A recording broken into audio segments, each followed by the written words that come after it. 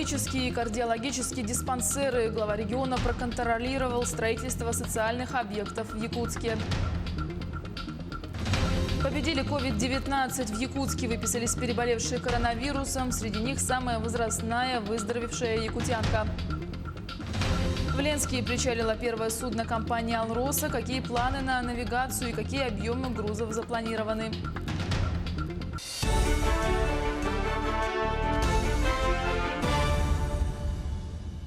В эфире новости, в студии Юлия Великодная. Завершить строительство кардиологического диспансера, рассчитанного на 150 мест, планируют в декабре следующего года. Об этом сообщил глава республики Айсан Николаев во время объезда строящихся социальных объектов в Якутске. Возведение идет без отставания от графика. Уверен, что мы эти объекты, которые должны быть сданы в 2021-2022 годах, конечно же, обязательно сделаем одними из лучших в стране, и чтобы они соответствовали лучшим не только российским, но и международным стандартам. И, конечно же, мы понимаем, что вот этих объектов строй позволит качественно улучшить здоровье тысяч якутян, снизить смертность и увеличить среднюю продолжительность жизни жителей Якутии, причем достаточно значительно. На строительство кардиодиспансера предусмотрено 4,5 миллиарда рублей. Эти средства, как и деньги, предусмотренные на возведение онкодиспансера, выделены из федерального бюджета. Сдать его в эксплуатацию планируют в конце следующего года. По словам исполняющего обязанности первого заместителя председателя правительства региона Кирилла Бычкова, на сегодняшний день отставания от графика также нет. Те объекты, которые люди ждали годами, если не больше, даже первые такие вот планы и пожелания появились 7 лет назад по этим объектам, даже более того. Поэтому, конечно, для жителей республики актуальность этих объектов, значимость и, самое главное, долгожданность, она абсолютно очевидна. И мы, конечно, ответственность, которая в связи с этим чувствуется, мы ее реализовываем в очень плотном контроле над сроками и качеством строительства. В России за сутки выявлено 9200 заразившихся коронавирусом. Новые случаи зафиксированы в 83 из 85 регионов. Это минимальный прирост больных со 2 мая. Общее количество заболевших достигло 272 043. За минувшие сутки в республике выявлено 63 новых случая заболевания коронавирусной инфекцией. Об этом сообщил глава Якутии Айсан Николаев.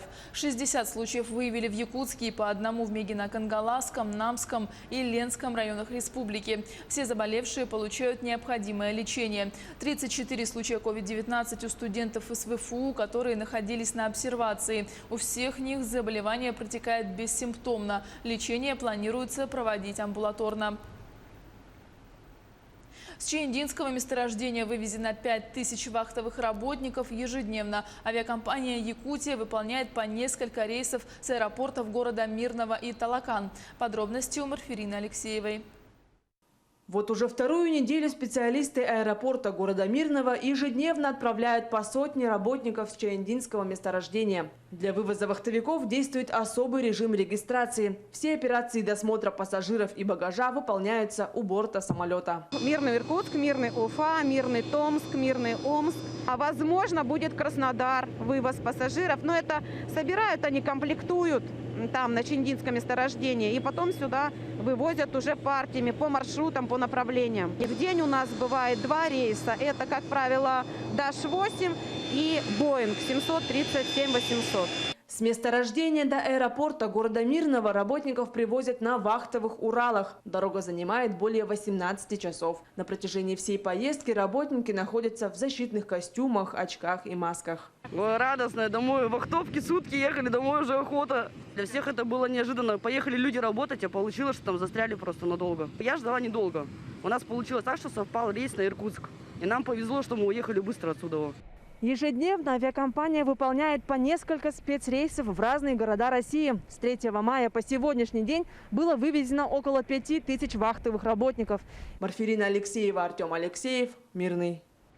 Добавлю, что сегодня также был выполнен рейс в Омск с вахтовиками. На борту самолета находились 100 пассажиров, а также рабочие из Томска и Ижевска вернулись домой рейсом авиакомпании «Якутия». Больше десятка человек выписали из пульмонологического отделения Якутской республиканской клинической больницы. Все они перенесли COVID-19. Среди выписанных и самая возрастная якутянка, сумевшая победить болезнь. Сергей Михедов с подробностями.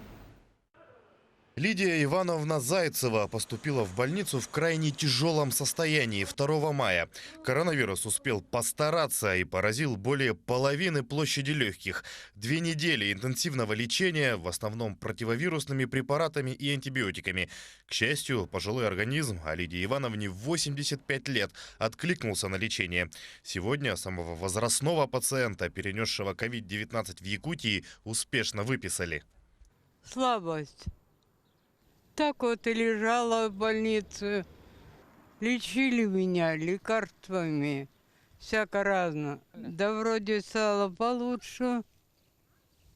Лидия Ивановна оказалась первой заболевшей в пансионате «Доверие». В учреждении для престарелых обнаружили коронавирус. В считанные дни опасная инфекция распространилась среди постояльцев.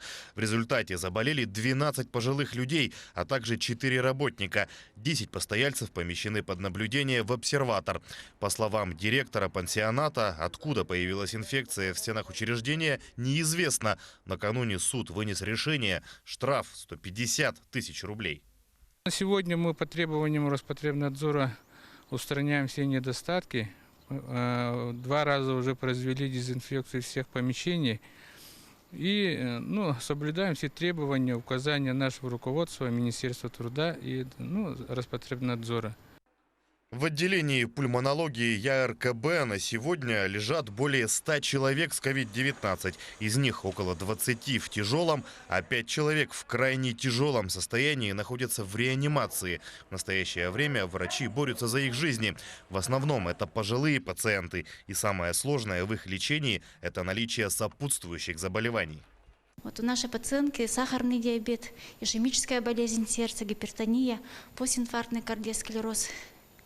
Постинсультное у нее состояние было. Поэтому таких больных лечить, конечно, очень трудно. Но, слава богу, на лечение наше она ответила. Также тяжело перенес коронавирус и сегодня отправился домой Сергей Безродный. Он проживает на даче, с окружающими почти не контактирует. И откуда у него взялся COVID-19, понятия не имеет. Сначала почувствовал температуру, затем стало гораздо хуже. Скорую, когда вызвали и когда привезли меня сюда, вот это здание, сделали КТ, и КТ показало, что у меня заболеваемость. Мне сразу это положили. Я очень себя плохо чувствовал, очень плохо. Я на грани был жизни и смерти, можно так. Вот, и очень тяжелый был. Я сейчас себя очень плохо чувствую. Но спасибо врачам, что меня вытащили с того света. Сегодня выписали 13 человек, а новых случаев заболевания подтвердилось сразу 60. По-настоящему летняя погода начала радовать жителей столицы. Трижды подумайте перед тем, как выходить на прогулку и контактировать с окружающими, особенно если у вас есть хронические заболевания. Сергей Михедов, Илья Сыромятников, Якутск. На Лене у Якутска отмечается спад уровней воды. Сохраняется режим «Чрезвычайная ситуация» муниципального характера на территории столицы региона. Убывает вода и у населенных пунктах Табага и Кангаласы. На реке Алдан идет густой ледоход у поселка Батамай Кобяйского района. Уровень воды на реке Березовка у одноименного населенного пункта 864 сантиметра при допустимых 1000 сантиметров. Это плюс 90 сантиметров за сутки. В поселке Сангар идет густой ледоход.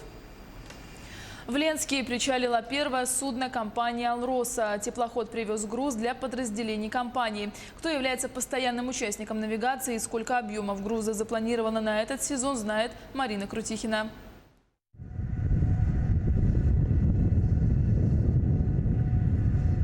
Первое судно как вестник открытия навигации. К причальной стенке подошло во вторник вечером. СК-2098 привез для «Алроса» селитру, разнотехнический груз и технику. Состав Усть-Куте встал под загрузку 6 мая. Отправился в плавание прямо за ледоходом. Штурвалом управлял капитан Валерий Литвинцев.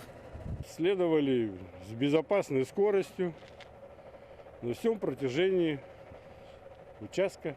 Экипаж у нас 10 человек, все ребята дружные, все как бы в период рейса этого занимались одним общим делом, повышенная внимательность была. Постоянные участники навигации 2020 УМТС, дочернее предприятие «Алмаздуртранс», судоходная компания «Алроса-Лена».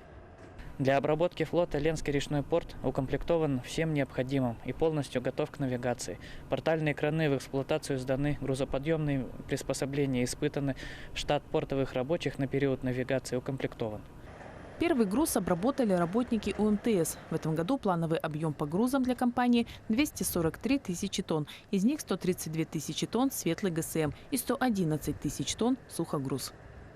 Надо учитывать, что порядка 46 тысяч тонн груза в этом году будет доставлено с нижнего направления реки Лена. Это клинкеры, цементы различного рода с предприятия «Якутцемент», находящегося в поселке Максоголох под Якутском. Остальной объем груза, который составит порядка 55-60 тысяч тонн, это грузы компаний, которые придут к нам через Усть-Кут. Основная масса судов «Алроса-Лена» вышла с грузом и идет в направлении Ленска. Ждут в порту и коммерческие суда. Следом у нас идет теплоход танкер «Виктор Тихонов» с баржей. Также следующий у нас делает сегодня оборот в Усть-Куте на нефтебазе теплоход «Лев Солдатов». То есть все суда по мере вооружения грузятся и отправляются с грузом навигации 2020 года. Юбилейная 65-я навигация продлится минимум 150 суток. До октября все предприятия логистической схемы будут работать в установленном режиме. Доставлять груз, принимать и отправлять заказчику. Марина Крутихина, Олег Соснин, телеканал «Алмазный край». В этом году Ночь музеев во всем мире впервые проводится в онлайн-формате. Акция назначена в ночь с 16 на 17 мая. Что в эту ночь подготовили музеи не только Якутии, но и всего мира, рассказывает Ульяна Шагина. Петр Кончаловский написал портрет своего зятя и внука. Лекция искусствоведов в полной тишине выставочного зала. Влада Тимофеева рассказывает о картине художника Петра Кончаловского «Портрет Сергея Михалкова сына». Национальный художественный музей готовится к акции «Ночь музеев». В таком формате она пройдет впервые не только в Якутске, но и во всем мире. Мы никак не ожидали такого крутого поворота событий, и все наши планы были сориентированы на работу с реальным посетителем. Я думаю, все сотрудники музея получили очень ценный опыт, необычный опыт. Мы сейчас живем в такую очень интересную эпоху перемен и глобальных вызовов. И это дает возможность сконцентрироваться, выложиться в новом каком-то ресурсе, абсолютно иначе пересмотреть свою работу. Я думаю, это очень важно. В онлайн-режим перешли почти все якутские экспозиции. Не только картинные галереи. Виртуальный тур по экспонатам и в целом видеоуроки по истории Якутии подготовили в музее имени Ярославского. Сегодня я вам расскажу об истории создания Якутского стекольного завода. Музейные работники не отчаиваются. У нового формата нашлись свои плюсы. К примеру, на онлайн-экскурсиях или на фотопрезентациях можно в деталях рассмотреть каждый экспонат или картину, чего не сделаешь в обычный день, когда к экспозиции можно подойти не ближе, чем на 1–1,5 метра. А на видеоуроках в прямом эфире есть возможность пообщаться с лекторами и задать им любые вопросы. Я думаю, это вот очень интересный эксперимент, когда наши подписчики могут напрямую общаться с нашими лекторами. Наш сотрудник с аккаунтом музея выходит на их инстаграм-странички. Заранее они отправили видеосюжеты, фотографии. И на фоне вот этих фотографий и видеосюжетов наши лектора зачитают, расскажут, вернее, свои лекции, и наши подписчики будут с ними разговаривать. Ночь музеев – это единственный день, когда учреждения культуры работают всю ночь, а виртуальный режим их работы дает возможность побродить по залам не только якутских, но и российских музеев, не покидая дома и, главное, без всяких очередей. К примеру, главная выставка страны ВДНХ проведет в виде экскурсии по своим музеям, в том числе по Москвариуму. Ихтиологи покажут, как спят акулы и осьминоги, расскажут о биолюминесценции, способности живых существ светиться. Расширил масштаб акции «Политех», один из крупнейших научно-технических музеев мира, и даже назвал ее по-своему «Ночь не в музее». Его сотрудники подготовили виртуальное путешествие по российским музеям от Калининграда до Владивостока. К акции присоединятся и некоторые европейские музеи, к примеру, науки в Лондоне, автомобильный музей Турина и Рижский мотор-музей. В связи со сложившейся ситуацией музей закрыт. Но мы никогда не изолировались от наших посетителей. Та тишина, которая сейчас находится в этих залах, она именно тишина ожидания. Музей Москвы к акции подготовит марафон видеоистории. Участие в нем примут 22 музея со всего мира, от Америки до Австралии. Знаменитая Третьяковка решила собрать любителей русского искусства на интеллектуальной онлайн-игре. Кроме того, к акции присоединятся дома моды, театры балета и детские центры. Площадки самые разные, от Инстаграма до Zoom и Google Arts and Culture. Онлайн-экскурсии на Ютубе и фотогалереи на Фейсбуке. В общем, ночь обещает быть интересной. Незабываемые впечатления получат все ценители прекрасного и все, кто решит в эту ночь узнать для себя что-то новое. Ульяна Шагина, Евгений Охлопков, Якутск. На этом у меня все. Оставайтесь с нами. До встречи в эфире.